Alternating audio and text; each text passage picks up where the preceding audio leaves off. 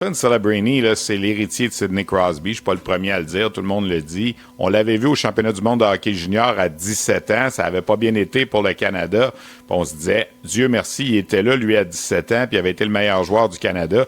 Puis je me souviens, Scott Salmon de Hockey Canada, quand ils avaient fait le point de presse pour expliquer là, la déconfiture du Canada là, qui s'était pas classé pour la ronde quart de finale. Il disait, j'espère que Celebrini l'an prochain va s'en aller à l'université, puis il va retourner à l'université, puis il ira pas dans la Ligue nationale tout de suite parce que on aimerait bien ça compter sur lui. Ça, c'était il y a 2 ans. Finalement, il est jamais revenu. Il a fait le saut dans la Ligue nationale, puis il va jouer longtemps dans la Ligue nationale. Et pensez-y, Celebrini il aurait dû jouer pour l'équipe Canada Junior au cours de la période des fêtes. Là, il est aux Olympiques en ce moment, puis après la phase préliminaire, c'est le 2e meilleur pointeur du tournoi. Il s'en va vers une saison de 115-120 points dans la Ligue nationale. C'est complètement hallucinant. Là. Mais il est en avance sur Crosby au même âge. Et il est conscient de son jeu défensif. Écoutez, c'est pas rien. Là. Il joue sur le premier trio de l'équipe canadienne aux Jeux olympiques dans un tournoi où les gars de la Ligue nationale sont là. C'est phénoménal.